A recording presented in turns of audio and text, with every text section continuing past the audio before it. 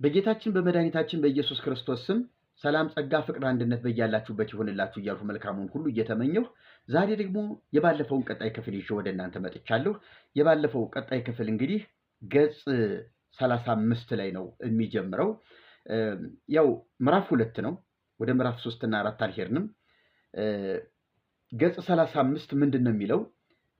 ፍጥረት ሁሉ እመቤታችንን ለማመስገን ተፈጠረ ነው የሚለው የአባ ገብረ ኪዳን መጽሐፍ እና ታምረ ማርያምን ዋቢ አድርጎ ጠቅሷል። አዎ ተፈጥሯል ነው ያሉት እሳቸው። እመቤታችንን ለማመስገን ፍጥረት ተፈጥሯል። በእንተ እግዝእትነ ማርያም ተፈጥረ ኩሉ ዓለም። በእንተ እግዝእትነ ማርያም ተፈጥሮ አዳም ወሔዋን። እያችሁ በእንተ እግዝእትነ ማርያም ተፈጥረ ኩሉ ዓለም። ስለ እመቤታችን ስለ ድንግል ማርያም ዓለም ሁሉ ተፈጠረ። በአማርኛው ሲተረጎም እመቤታችንን ለማመስገን ዓለም ሁሉ ተፈጠረ። በእንተ እግዝእትነ ማርያም ተፈጥሮ አዳም ወሔዋን።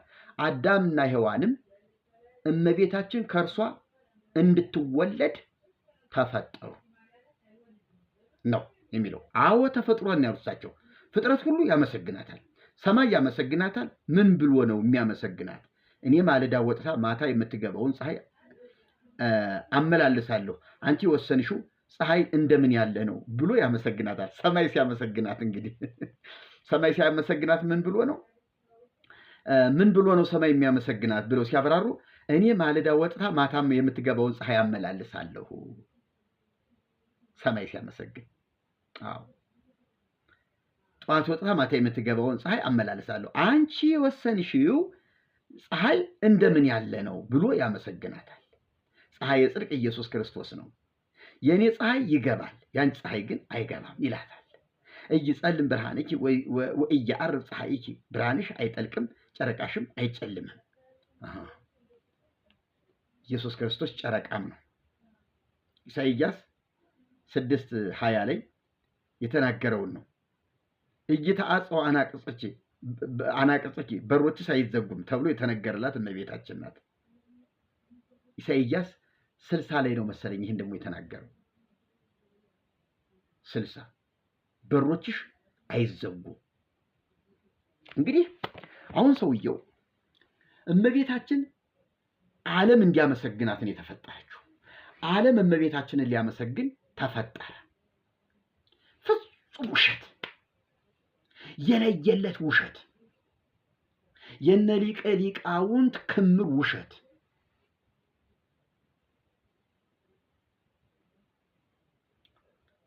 እግዚአብሔር ዓለምን ሲፈጥረው እንኳን እንዲያመሰግነው ቅዱስ ቅዱስ እንዲለው ከዓለም ክብር ሊቀበል አይደለም ራሱ እንኳን ዓለምን የፈጠረው። ወይም ደግሞ አንዲት ፍጥረት አለች እሷን እንዲያመሰግንልኝ ዓለምን ልፍጠር። እንደዚህ ከሆነ 5500 ዘመን ነው ዓለም ቆየ የሚባለው አይደለም? ድንግል ማርያም እስክትወለድ ድረስ 5500 ዘመን ከቆየ ያን ያህል ዘመን እመቤታችን ዝም ብሎ ስራ ፈት ሆኖ ነው የቆየ ማለት ነው። ሰማይና ምድር ሳያመሰግናት ዓለም ሁሉ ያለ ምስጋና እሷ እስክትፈጠር ድረስ ምስጋና እያመቻቸ ዝማሬ እየደረሰ ግጥም እየገጠመ እንደዛ ነው ማለት ነው የቆየው። ከተወለደች በኋላ ነው ለምስጋና አፉን የከፈተ። ይገርማል። እግዚአብሔር ሰማይንና ምድርን ሲፈጥር ለአዳም በወገቡ ላለው ፍጥረት ሁሉ በቃ ለአዳም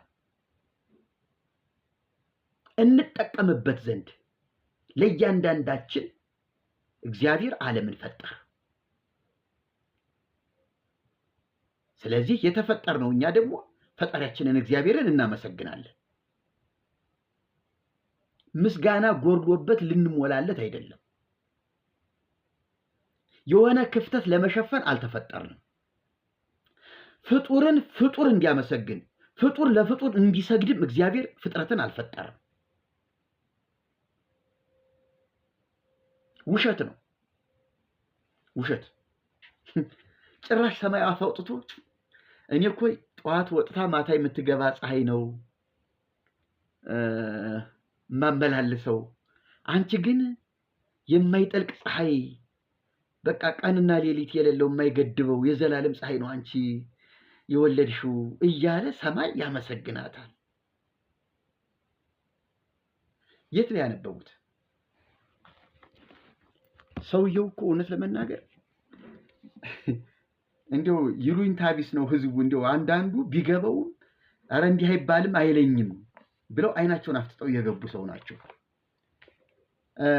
ኢሳይያስ 6:20 ላይ ለሌላ ጉዳይ እየተነገረ ለድንግል ማርያም ያልተነገረ ለራሷ ለኢየሩሳሌም ለእስራኤል የተነገረ እስራኤል እግዚአብሔርን በምታመልክበት ጊዜ ለእግዚአብሔር በምትገዛበት ጊዜ ፊቷን ወደ እግዚአብሔር በምታዞርበት ጊዜ አምላኬ አባቴ መድኃኒቴ አንተነህ በምትልበት ጊዜ ጠባቂ አንተነህ የእስራኤል የአብርሃም የይስሐቅ የያዕቆብ አምላክ አንተነህ በምትልበት ጊዜ እግዚአብሔር ለእስራኤል የሰጠው የዘወትር ኪዳኑ ነው። ዘወትር ነው። ብትመለሱ ወደ እኔ ብትመጡ እያለ ሁልጊዜ ለእስራኤል የሚናገረው ቃል ነው። ይሄ ቃል ብርሃንሽ አይገባም፣ ፀሐይሽ አይጨልምም፣ ሁልጊዜ ብርሃን ይሆንሽ። ይሄ ማለት ምን? ግዛቷን፣ ተስፋዋን፣ ሰላሟን ነው እየተናገረ ያለ። የሚወጣ የሚገባ ፀሐይ አይደለም። ውሸት ነው። የሰውየው አብደዋል እንዴ? የሌለ ነገር መናገር የለባቸውም። ሌላው እይጸልም ብርሃንኪ ወኢያዕርብ ፀሐይኪ፣ ብርሃንሽ አይጠልቅም ጨረቃሽም አይጨልምም። ኢሳይያስ 6:20 ካሉ በኋላ እይተአፀው አናቅጽኪ፣ እይተአፀው ነው ደግሞ እይተአፀው ነው። የፊደል ግድፈትም አለበት። ካዕብ ነው እንጂ ሳድስ አይደለም። በሮችሽ አይዘጋም አይባልም። በሮችሽ አይዘጉም ነው የሚባለው። ስለዚህ እንደ ግዕዝ ባለሙያም ይሄንን ማየት ነበር። 3 ሊቃውንት አይደላችሁ እንዴ? እነ ሊቀ ሊቃውንት እነ ዶክተር ዘሪሁን ሙላቱ ያዩት አይደለም እንዴ? ይሄን ያህል ሊቃውንት አይኑ ያረፈበት መጽሐፍ እንዴት ነው እንዲህ አይነት የፊደል ግድፈት የሚፈጠረው? ቀላል የፊደል ግድፈት አይደለም። አንድና ብዙ ያለየ እይተአፀው ካዕብ ነው እንጂ ሳድስ አይደለም። ብርሃን አናቅጽኪ፣ ምክንያቱም አናቅጽኪ ብሎ አብዝቶታል። ከዚህ በሮችሽ ነው ያለው። እይተአፀው አንቀጽኪ ብሎ ቢል በርሽ አይዘጋም ያስኬድ ነበረ። በርሽ አይዘጋም ብሎ ቢል አዎ በር አንድ ነው፣ አይዘጋም ብሎ ቢል ደግሞ ለአንድ ነው። በሮችሽ እይተአፀው አይዘጉም ካለ ግን አናቅጽኪ ነው። አናቅጽኪ ካሉ ደግሞ እይተአፀው ካዕብ ነው መሆን የነበረበት። ካዕብ ነው። ስለዚህ ይህንንም አላስተዋላችሁም። በሮችሽ አይዘጉም ብላችሁታል በአማርኛ። እንደ አማርኛው ግዕዙን አላነበባችሁትም። እና ይህንስ እንዴት ነው እያያችሁት ያላችሁ? እንዴ ነውር አይደል እንዴ? እስቲ ጥቅሱ እይተአፀው አናቅጽኪን እስቲ ኢሳይያስ ሂደን እንየው። 60 ጉድ ሊያሳየን ነው። ጉድ ሊያመጣ ነው እሱ ደግሞ። እግዚኦ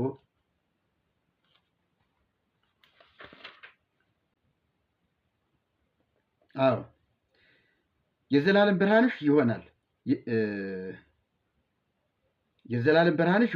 ይሆናልና የልቅሶሽም ወራት ታልቃለችና ፀሐይሽ ከዚያ በኋላ አትጠልቅም፣ ጨረቃሽም አይቋረጥም። ይህንን ጥቅስ ነው እንግዲህ ሰውየው የተናገሩት። ይሄ ለድንግል ማርያም ነው ወይ?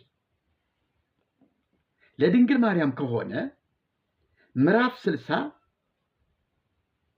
የሚለው አለው።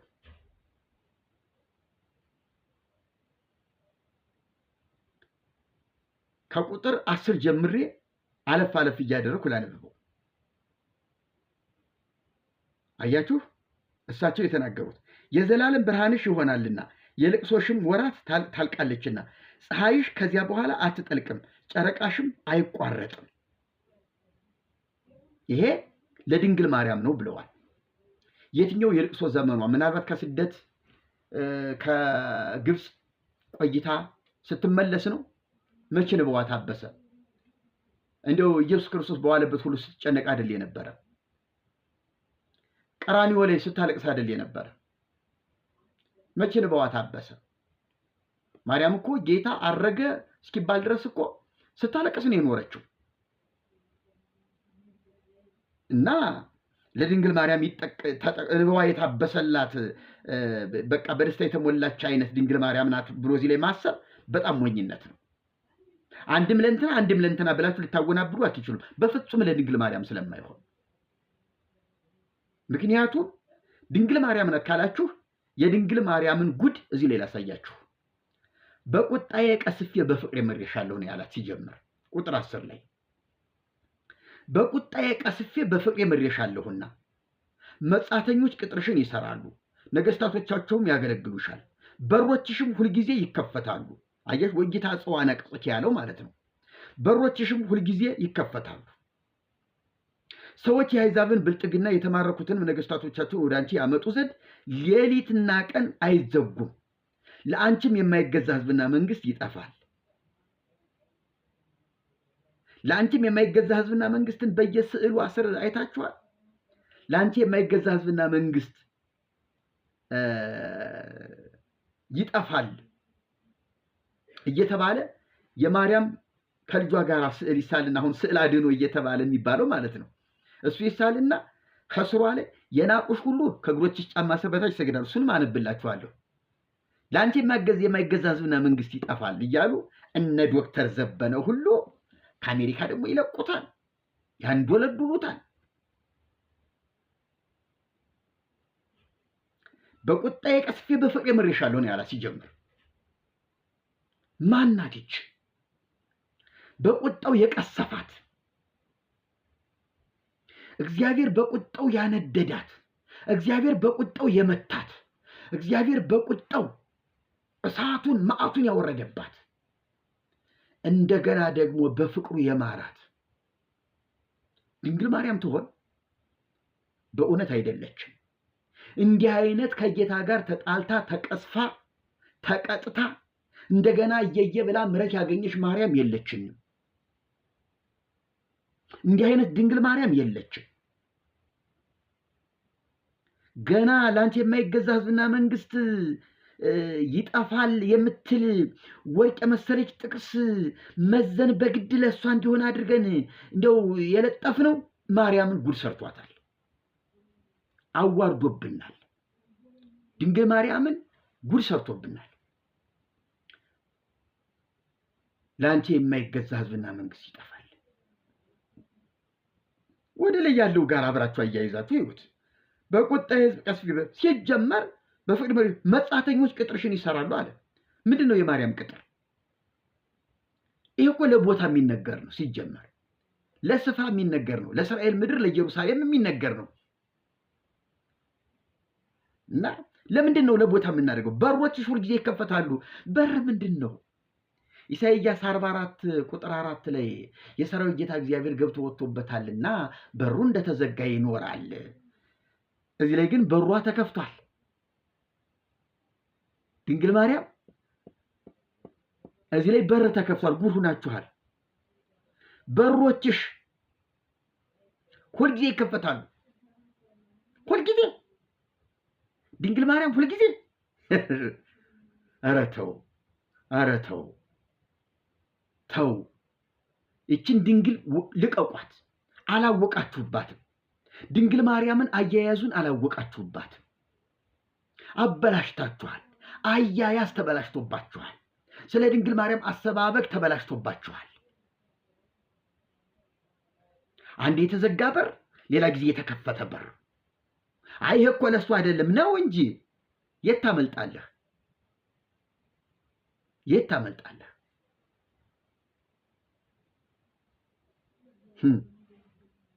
እምለቅህ መስሎሃል? ለአንተ የማይገዛ ህዝብና መንግስት ይጠፋል። ሁልጊዜ የእስራኤል በሮች ክፍት ናቸው። 4 በሮች አሏት በየአቅጣጫው። በሰሜንም በምስራቅም በምዕራብ በደቡብ ያሉ ነገስታት የሚገቡበት ግብራቸውን ይዘው የእግዚአብሔር ከተማ የንጉሥ ከተማ ጽዮን ሆይ እያሉ ግብራቸውን ይዘው የሚመጡባት 4 በሮች አሏት መግቢያ።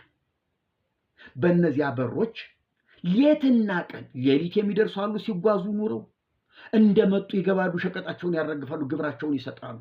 ቀን የሚመጡ አሉ። በፈለጉበት ሰዓት ደርሰው ሸቀጣቸውን ግብራቸውን እንዲያራግፉ በሮቿ ሌትና ቀን ክፍት ናቸው። እግዚአብሔር የመረጣት ለእግዚአብሔር የተገዛች እስራኤል እንደዚህ ትሆናለች። ነቢዩ ይህንን ነው እያለ ያለው። የናቁሽ ሁሉ ወደ እግርሽ ጫማ ስር ይሰግዳሉ፣ የእግዚአብሔርም ከተማ የእስራኤል ቅዱስ የሆንሽ ጽዮን ይሉሻል። አያችሁ፣ ጽዮን የዳዊት ከተማ በቀጥታ እሷ ናት። የእግዚአብሔር ከተማ የእስራኤል ቅዱስ ብለው የእግራቸውን ጫማ እያወለቁ። አዎ በብሉይ ኪዳን እስራኤል እንደዚህ ትከብር ነበር። ኢየሩሳሌም እንደዚህ ከፍ ከፍ ያለች ነበር። የእግዚአብሔር የአምልኮ ማዕከል የነበረችው፣ የእግዚአብሔር ክብር የሚገለጥባት፣ በኩሬ የሚለው እስራኤል ዓለምን የሚባርክበት፣ በአንተ የምድር ነገሮች ሁሉ ይባረካሉ የተባሉባቸው እነዚያ ትልልቅ አርስተ አበው አባቶች፣ ፓትርያርኮች የሚባሉት ታላላቅ አባቶች የወረሷትና እርስታቸው ሆነ የተሰጠቻቸው ያች አሕዛብ ሁሉ ጫማቸውን እያወለቁ በነ ዳዊት ጊዜ አይተናል፣ በነ ሰሎሞን ጊዜ አይተናል። ከዚያም በኋላ እስራኤል እግዚአብሔር ሞገሷ በሆነበት ጊዜ ሁሉ ይሄ ነገር ታይቷል፣ ተከስቷል። ስለዚህ እውነታው ይሄ ነው። ቀጥሎ ያለውስ ቁጥር 15 ላይ ከሰውም ማንም እስከማያልፍብሽ ድረስ የተተውሽና የተጠላሽ ነበርሽ። ድንግል ማርያም ከሰው ማንም እስከማያልፍብሽ ድረስ የተተውሽና የተጠላሽ ነበርሽ። ነገር ግን የዘላለም ትምክትና የልጅ ልጅ ደስታ አደርግሻለሁ። የአሕዛብንም ወተት ትጠጫለሽ፣ የነገሥታትንም ጡት ትጠቢያለሽ። እኔም እግዚአብሔር የያዕቆብ ኃያል መድኃኒትሽና ታዳጊሽ እንደሆኑ ታውቂያለሽ። በናስ ፋንታ ወርቅን፣ በብረትም ፋንታ ብርን፣ በእንጨትም ፋንታ ናስን፣ በድንጋይም ፋንታ ብረትን አመጣለሁ። አለቆችሽንም ሰላም፣ የበላይ ገዢዎችሽንም ጽድቅ አደርጋለሁ። ከዚያ በኋላ በምድርሽ ውስጥ ግፍ፣ በዳርቻሽም ውስጥ ጉስቁልናና ቅጥቃጤ አይሰማም። ቅጥርሽን መዳን፣ በሮችሽንም ምስጋና ብለሽ ትጠሪያለሽ። ከዚያ በኋላ እግዚአብሔር የዘላለም ብርሃንሽ አምላክሽም ክብርሽም ይሆናልና ፀሐይ በቀን ብርሃን አይሆንልሽም፣ የጨረቃን ብርሃን በሌሊት አያበራልሽም። እግዚአብሔር የዘላለም ብርሃንሽ ይሆናልና የልቅሶሽም ወራት ታልቃለችና ፀሐይሽ ከዚያ በኋላ አትጠልቅም፣ ጨረቃሽም አትቋረጥም። ሕዝብሽ ሁሉ ጻድቃን ይሆናሉ። እኔም እከብር ዘንድ የአትክልቴን ቡቃያ የእጅ ሥራ የምትሆን ምድሪቱንም ለዘላለም ይወርሳሉ። ታናሹ ለሽህ የሁሉም ታናሹ ለብርቱ ሕዝብ ይሆናል። እኔ እግዚአብሔር በዘመኑ ይህን አፋጥነዋለሁ አለ። ይሄ ለእስራኤል የተነገረ እንጂ ለድንግል ማርያም የተነገረ አይደለም። እባካችሁ በፈጠራችሁ እነ ሊቀ ሊቃውንት ከድንግል ማርያም አናት ላይ ውረዱ። አታርክሷት፣ አታዋርዷት። በእግዚአብሔር ቁጣ የተመታች የተቀሰፈች የተተወች የተዋረደች ድንግል ማርያም የለችም፣ በታሪክ የለችም፣ የለችም፣ የለችም። አይሆንም። የሌለ ጥቅስ እንዴት እንደዚህ አይነት ጥቅስ ይጠቅሳሉ? ሰው ሊቀ ሊቃውንት ሆኖ የሊቃውንቶች ሁሉ ሊቅ ደግሞ እኮ ሶስቱ ተሰብስበው መሞታቸውን የሚገርም፣ ሶስቱ ተያይዘው ወደቁ። አንዱ ሲወድቅ አንዱን ጎትቶት አያችሁ፣ እንዳለ ተያይዘው ገደል ውስጥ ገቡ። ሊቃውንት ስለሆኑ ማንም አያወጣቸውም። ሊቃውንቶች ናቸው። እነሱን ማውጣት ማለት እኮ በእውቀታቸው መግባት ማለት ነው። አብሮ መውደቅ ነው የሚሻለው እንጂ ገብቶ ተያይዞ እነሱን ማውጣትማ ከባድ ነው። እና ተያይዘው ወደቁ። እግዚኦ በሉ፣ እግዚኦ በሉ፣ እግዚኦ በሉ በኢየሱስ ክርስቶስ። እስቲ እንቀጥል። የማያልቀውን ጉድ እስቲ እንየው። የእመቤታችን መልኳ የአምላክን መልክ ይመስላል። ገጽ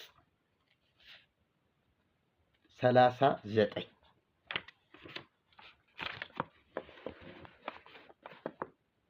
የእመቤታችን መልኳ የአምላክን መልክ ይመስላል። እስቲ ምን ማለት ነው? አዎን ይመስላል።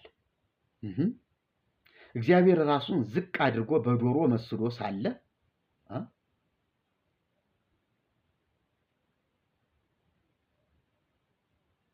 እየሰማችሁ? አዎ ይመስላል። የእመቤታችን መልኳ የአምላክን መልክ ይመስላል። ጥሩ እሺ፣ የእሷ ብቻ አይደለም እንጂ አዎ ይመስላል። የእርሶም የአባ ገብረ ኪዳንን መልክ የአምላክን መልክ ይመስላል። የነ ሊቀ ሊቃውንት የሶስታችሁም ሁሉ እግዚአብሔር በመልኩ እንደ ምሳሌው ሰውን ፈጠረው። አዎ ይመስላል። እግዚአብሔር ራሱን ዝቅ አድርጎ በዶሮ መስሎ ሳለ በድንግል ማርያም ቢመሰል ይከፋዋል? ኢየሩሳሌም ኢየሩሳሌም እንተ ትቀትሎሙ ለነቢያት ወተወግሮሙ ለሐዋርያት ሚመጠነ ፈቀድኩ አስተጋብኦሙ ለውሉድኪ ከመ እንተ ታስተጋብ ዶርሆ እጎሊሃ ታሕተ ከነፊሃ። ዶሮ ጫጭቶቿን እንደምትሰበስብ ልጆችሽን ልሰበስብ ነው። ይህ ክርስቶስ ራሱን በዶሮ መስሎ የተናገረው ነው። ስለዚህ ኢየሱስ ክርስቶስ ጫጭቶች ያሏት ዶሮ ነው። በምሳሌ እኔ ዶሮ ጫጭቶቿን እንደምትሰበስብ እኔም አንቺን እሰበስብሽ ዘንድ ብዙ ጊዜ ፈቀድሁ ብሎ አለ። ስለዚህ ራሱን በዶሮ ከመሰለ በድንግል ማርያም ቢመሰል ምን ይደንቃል? አዎ ኢየሱስ ክርስቶስ በብዙ ምሳሌ ተመስሏል። በአንበሳ ተመስሏል።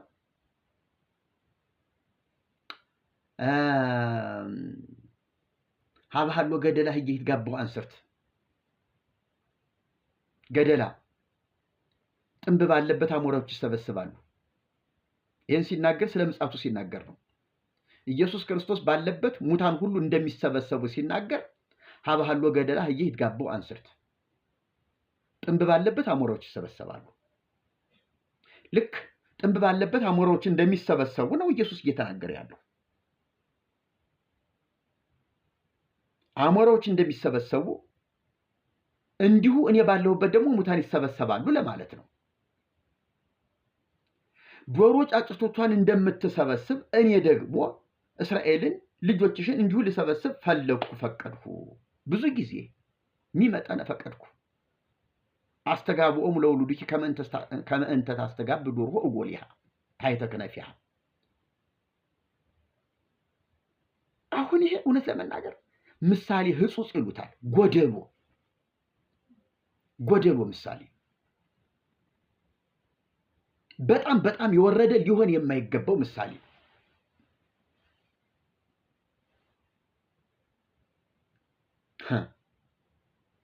ኢየሱስ ክርስቶስ ራሱን ዶሮ አድርጓልና ስለዚህ ኢየሱስ ክርስቶስ እንደ ዶሮ ነው እና ኢየሱስ ክርስቶስን እንደ ዶሮ አድርጌ ልስበከው? ለምንድን ነው እንደዚህ እንደው ድንግል ማርያምን ያልሆነ ቦታ ወስዶ ለመወሸቅ ምናምንቴ ነገር የምትናገሩ ለምንድን ነው? እና ኢየሱስ ክርስቶስ ሀብሃሎ ገደላ ህየ ይትጋባ ጥንብ ባለበት አሞራዎች ይሰበሰባሉ ብሎ ስላለ ኢየሱስን ጥንብ ልበለው?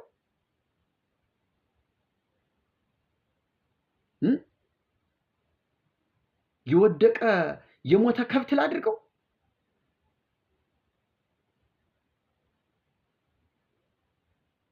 አሁን ያንን በንጽጽር መናገር እንደው እኔ እንደዛ ነኝ ማለት እኔ የወይን ግንድ ነኝ ሲል እኔ መንገድ ነኝ እኔ ህይወት ነኝ ሲል እኮ ኢየሱስ ራሱን የመሰለበት አነጋገር ውበት አለው፣ ለዛ አለው። እኔ ህይወት ነኝ ሲል እኔ መንገድ ነኝ ሲል መንገድ ክፉን ደጉን፣ ሴቱን ወንዱን፣ ትልቁን ትንሹን ያመላልሳል። በእኔ የሚመጣ ሁሉ እኔ ማንኛውንም እቀበላለሁ ለማለት የተጠቀመው ምሳሌ ነው። እኔ የወይን ግንድ ነኝ ሲል የወይን ግንድ ፍሬው መልካም ነው፣ ማንኛውም ሰው የሚመገበው ነው። እኔ በእኔ የሚያምኑ ሁሉ እኔ የህይወት ምግብ ነኝ ለማለት የተጠቀመው ነው። እኔ የህይወት ውሃ ነኝ ሲል ውሃን የማይጠጣ ማንም የለም። እኔን የሚያምንብኝ ደግሞ የህይወት ውሃ ወንዝ ከሆዱ ይፈልቃል ለማለት የተጠቀመው ነው። አሁን ያንን የወረደ ምሳሌ መስሎ እንደው በግድ ፈልቅቆ ተጨንቆ እንደው ፕሮቴስታንቱን አዋረድኩ ብሎ ራስ መዋረድ፣ እምነትን እንደዚህ መግደል በኢየሱስ ክርስቶስ ነውር አይደል እንዴ? እሺ እመቤታችን መልኳ የአምላክን መልክ ይመስላል፣ ምን ጥርጥር አለው? ሲጀመር አዳምን ራሱ እግዚአብሔር በመልኩ እንደ ምሳሌው አይደል የፈጠረው?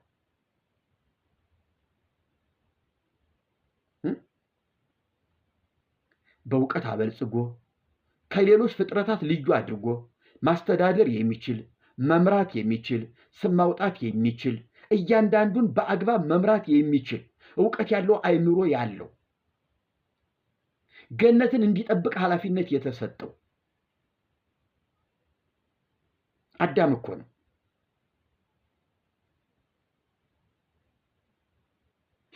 አንዳንድ ሰዎች በጣም የሚያሳፍር ንግግር እዚህ ከኦርቶዶክሱ እግዚአብሔር እጅ፣ እግር፣ ዓይን፣ ጥፍር፣ አፍ፣ አፍንጫ አለው።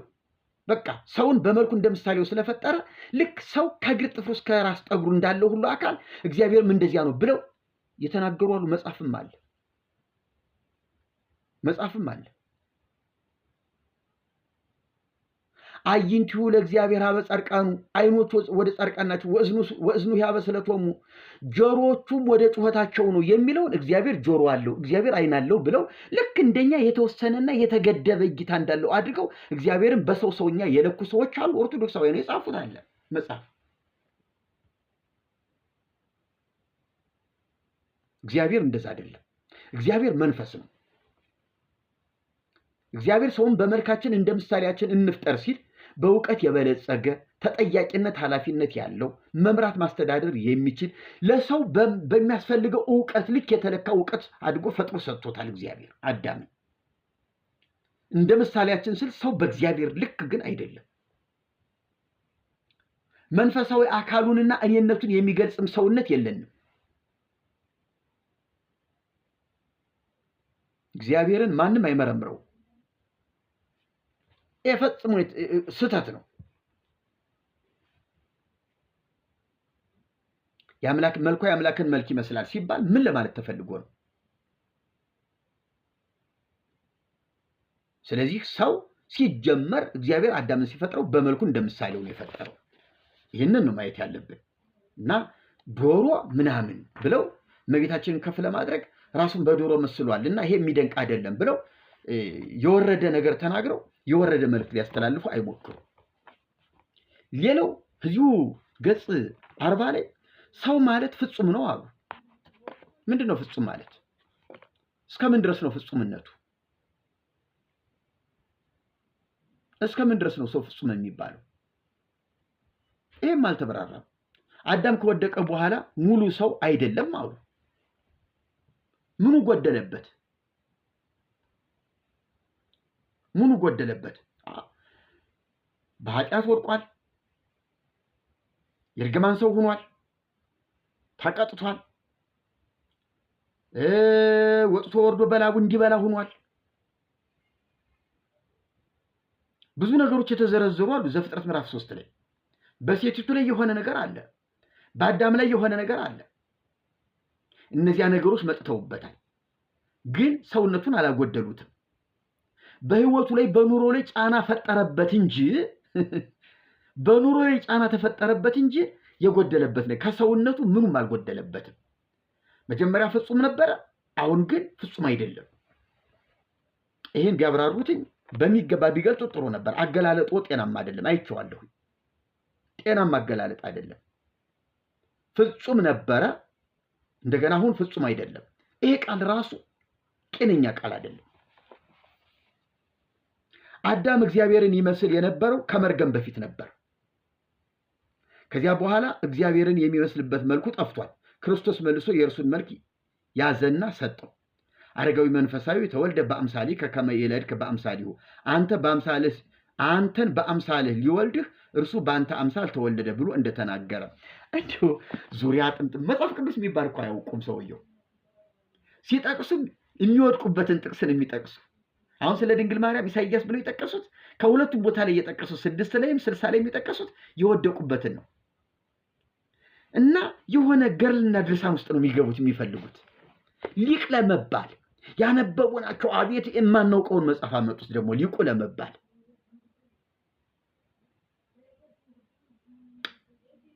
በጣም ያሳዝናል። ሰው በእግዚአብሔር መልክ መጀመሪያ ተፈጥሯል። በእግዚአብሔር ዕውቀት በእግዚአብሔር ጸጋም ተሞልቶ የተፈጠረ ሰው ነበረ። ከእግዚአብሔር ጋር ሲጣላ ያጸጋ ጎድሎታል። ያጸጋ ሲጎድለው ግን በኢየሱስ ክርስቶስ በማመን እንደገና ያጸጋ በላቀ ሁኔታ በሚገርም ሁኔታ ድሮ አዳም ከመበደሉ በፊት እኮ ቢሞት በቃ በእግዚአብሔር መንግስት ይኖራል እንጂ ክርስቶስ በከበረበት ልክ አይከብርም። አሁን ግን በክርስቶስ መምጣት ክርስቶስ በእግዚአብሔር ቀኝ ሲቀመጥ በቀኙ አስቀመጠን ነው የሚል ጳውሎስ። ስለዚህ መቀመጫ ስፍራችን እንኳን ተለይቶ ታወቀ። በልጁ በኢየሱስ ክርስቶስ በኩል ከልጁ ጋር አብሮ አስቀመጠን፣ በልጁ አከበረ። የእርሱን መልክ እንመስል ዘንድ ነው የሚለው ጳውሎስ። ቆይ እስኪ ይህን ጥቅስ ልፈልገው። ለእግዚአብሔር ይሁን። ጥቅሱ እንዲህ ይላል። ፊልጵስዩስ 3:21 ላይ እንዲህ የሚል ቃል አለ።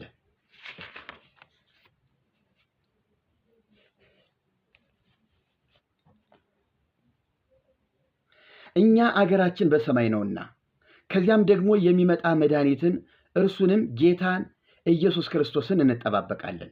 እርሱም ሁሉን እንኳን ለራሱ ሊያስገዛ እንደሚችልበት አሰራር ክቡር ሥጋውን እንዲመስል የተዋረደውን ሥጋችንን ይለውጣል።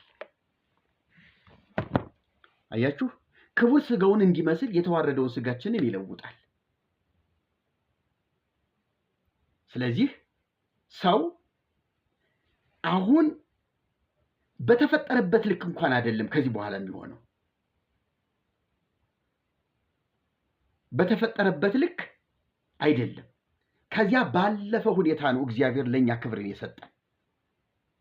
ልጁን ኢየሱስ ክርስቶስን ወደኛ ሲልከው ልጁ መጀመሪያ በእኛ ልክ ተዋረደ፣ ራሱን ባዶ አደረገ። እንደ ሰውም ምሳሌ በሰውም በምስሉ በቃ ፍጹም ሰው ሆኖ ተገለጠ። ያ ኢየሱስ እግዚአብሔር ደግሞ ያለ ልክ ከፍ ከፍ አደረገው፣ ከስምም ሁሉ በላይ የሆነ ስምን ሰጠው። ያ ኢየሱስ ምንድን ነው እያደረገ ያለው?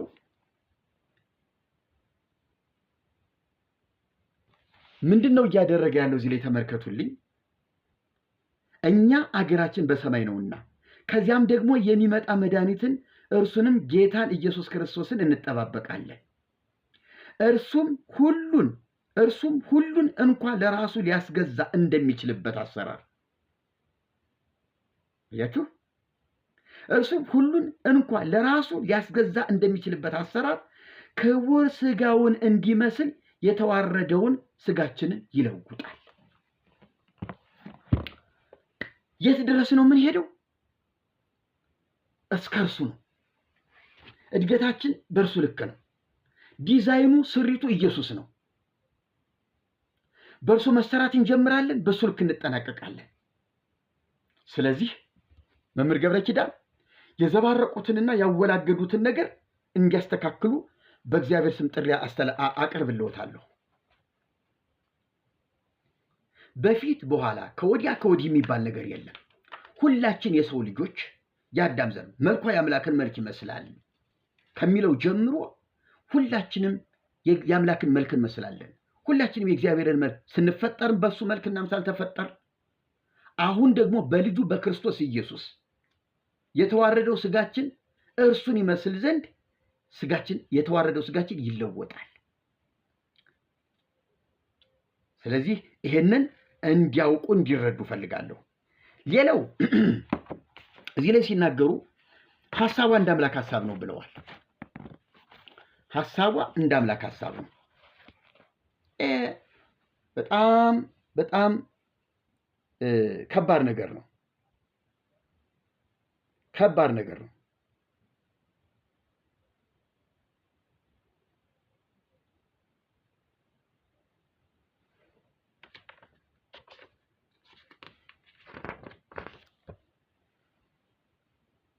ሐሳቧ እንደ አምላክ ሐሳብ ነው።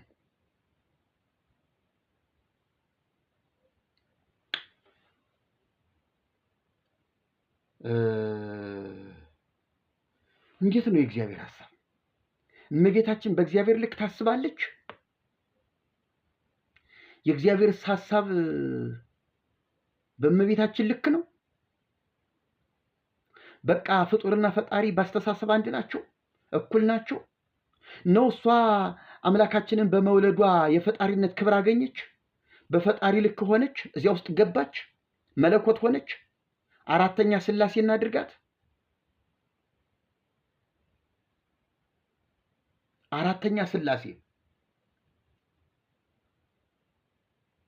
ሰለስቱ አካላት ነበሩ።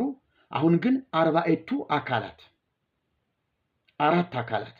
ምክንያቱም ሐሳቧ እንደ አምላክ ሐሳብ ከሆነ ድንግል ማርያም በአምላክ ልክ ናት። እሱ የሚያስበውን ልክ ታስባለች። እሱ የሚያውቀውን ልክ ታውቃለች።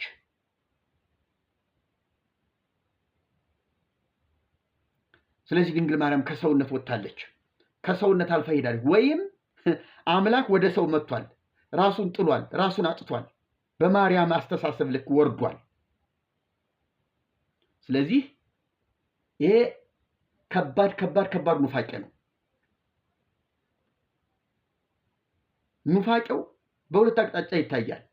አንድም ፍጡርን ፈጣሪ ማድረግ ነው አንዱ ክደት፣ ወይም ደግሞ ፈጣሪን ወደ ፍጡር ማውረድ ነው። አስተሳሰቡን፣ ዕውቀቱን፣ ብቃቱን በሰው ልክ መገደብ።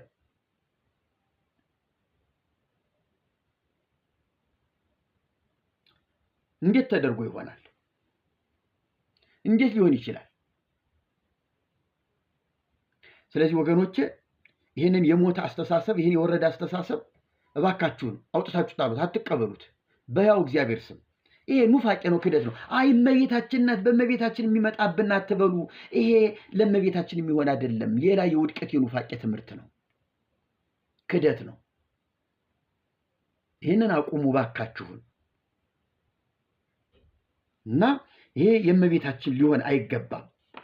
እንግዲህ የመጨረሻው አድርጌ የማየው ቡና ይጠጣል ላይጠጣም ነው። ብዙ አልቆይበትም። በዚህ ቡና የነ ሊቀ ሊቃውንት ዋናው አጀንዳ ሆኖ የቀረበው አይገርም? አሁን እነ ሊቀ ሊቃውንት አሁን ሄደው ሦስቱ ሊቃውንት፣ ሦስቱ የቤተ ክርስቲያን እንቁዎች፣ ሦስቱ የቤተ ክርስቲያን አለኝታዎች፣ የዚህ ዘመን ተጠያቂዎች ቡና አጀንዳ ሆኖ አሁን ለውይይት ይቀርባል። ቡና ይጠጣል አይጠጣም? ይሄ እኮ የወረደ አስተሳሰብ እኮ ነው። የእብድ ባህታውያን ትምህርት እኮ ነው።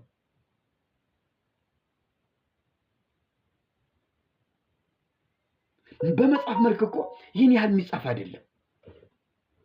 ይህን ያህል ስፍራ ተይዞለት የሚወራ የሚነገር አይደለም። ይጠጣ ቢባል አይጠጣ ቢባል አጀንዳ ተይዞ የሚቀርብ አይደለም። ባይጠጣስ? ሲጀመር ባይጠጣስ? አይ ሱስ አለበት ሱስ የለበት እንደው ምንም ይሁን ቢቀርስ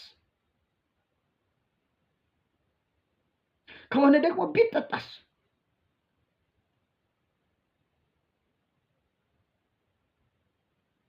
በትርጓሜ ወንጌል ላይ ምን ብለዋል መሰላችሁ?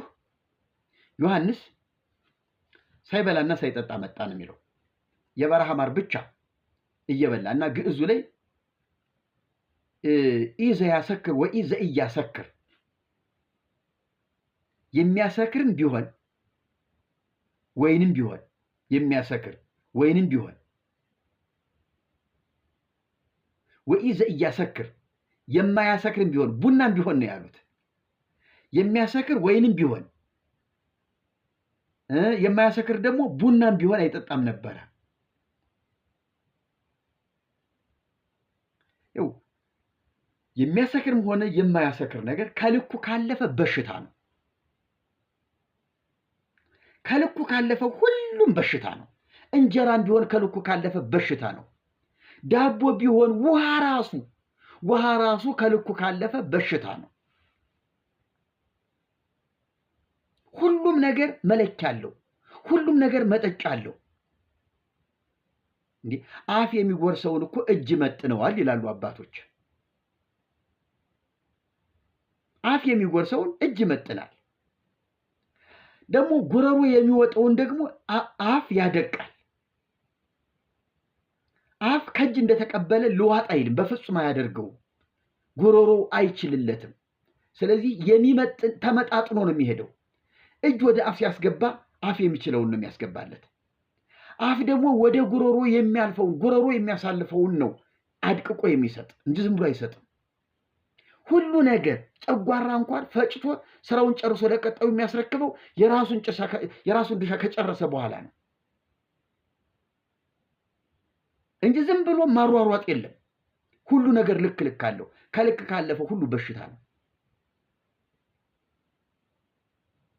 እና ቡና ይጠጣል አይጠጣም፣ አቤት አስጨንቋቸዋል። እግዚኦ የቤተ ክርስቲያኒቱ አስተምሮ እንዳይፋለስ፣ ዶክትሪኑ፣ ትምህርተ ሥላሴው፣ ምስጢረ ሥጋዌው፣ ትምህርተ ደህንነቱ እንዳይፋለስባቸው ሶስቱ ሊቃውንት የተጨነቁበት፣ የተጠበቡበት፣ የተፈላሰፉበት አርቅቀው ለሕዝብ ያቀረቡት ትክክለኛ የነጠረ የበራ ትምህርት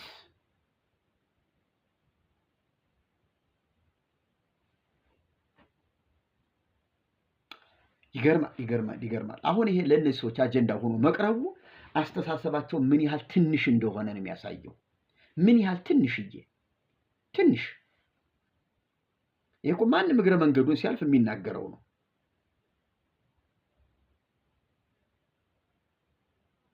እና እንደው እንዲህ አይነት ነገር ከዚያ ይልቅ ምን አለ? እንደው አልኮልን ቢሰብኩ ምን አለ አይደል? አልኮል አባ ገብረ ኪዳን አልኮል 2 ተፈቅዷል አሉ። ከየት አገኙት? 2 ተፈቅዷል ብለው እኮ ሚዲያ ላይ የተናገሩ ፈጣጣ ሰው ናቸው። እንዲህ አሁን 2 የራሳቸው ውሳኔ ናት። እውነት አሁን አልኮል 2 ተጠጥቶ እንደው ሰው ያርፋል? ከዚያ 2 ከጠጣ በኋላማ መች ያስችለዋል? እንዳለ ገልብጦት አይደል የሚሄድ። አትጠጡ፣ አትለማመዱ፣ ይቅርባችሁ። በቃ እየተዋችሁት ኑ፣ ተውት ነው እንጂ መባል ያለበት። 2 ጠጥቶ እንዴት ነው የሚቻለው? ከዚያ በኋላ ጠላ 2 ተጠጥቶ ይቀራል እንዴ? ወይን 2 ተጠጥቶ ይተዋል እንዴ?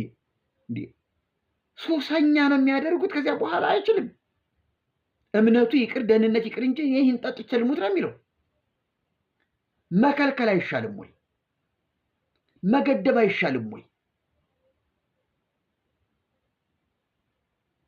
እና ሐሜት ከሆነ ቡና ሲጠጣ ሐሜት ስላለ ነው። ምን ሐሜት? መቅደስ ውስጥ አይደለ ሐሜት ያለ? መርዙ ያለ መቅደስ አይደለ? ክፋቱ፣ ተንኮሉ፣ አመፁ ያለ ቤተ መቅደስ ውስጥ አይደለ? ቡና ሲጠጣ ነው እንዴ? ቡና የሚጠጡ ምዕመናን እኮ ኧረ ተውት እናንተ ይህስ መጥፎ ነው ይባባላሉ። ሰውየው እስኪሞት ድረስ የማትለቁት ምክሩ የሚመከርበት ቤተ መቅደስ ውስጥ አይደል? አመፁ ያለ ገዳም ውስጥ አይደል? እንዲህ ሐሜት ስላለ ነው ቡና ላይ። ለምን እንዋሻለን? ቡና እኮ አያሰክርም። ካላሰከረ እውነት ለመናገር ሐሜት የለም። አልኮል መጠጥ ነው እንዲሁም ሐሜቱን፣ ውንብድናውን፣ ምስጢሩን ሁሉ የሚዘረጋግፈው። እናንተም እኮ ትላላችሁ ሆድ ያባውን ብቅል ያወጣዋል አይደል የምትሉ? ሆድ የደበቀውን ለዘላለም ምስጢር አድርጎ የያዘውን ብቅል ያስተነፍሰዋል፣ ያወጣዋል ብቅል። ስለዚህ ይልቅ መጠጡ ላይ ብትታገሉ፣ 2 አይሁን ምንም አይሁን እንዲያው በዜሮ ብታስቀሩት ምን አለ? እና እባካችሁ ወገኖች፣ እንደው ምዕመናን፣ ይሄ ትምህርት መስሏችሁ፣ ይሄ መጽሐፍ መስሏችሁ የምታነቡ ሁሉ በሕያው እግዚአብሔር ስም ይዣችኋለሁኝ፣ ፈቀቅ በሉ። ምንድነው ነገሩ ብላችሁም ጠይቁ። ስለዚህ በቀጣዩ ክፍል እንገናኛለን። እግዚአብሔር ባርካችሁ፣ ጸጋውን ያብዛላችሁ። ሰላም ሁኑልኝ። እወዳችኋለሁ። መልእክቶችን ሁሉ ለብዙ ሰው እንደምታዳርሱ ተስፋ አድርጋለሁኝ። ጸጋውን ያብዛላችሁ።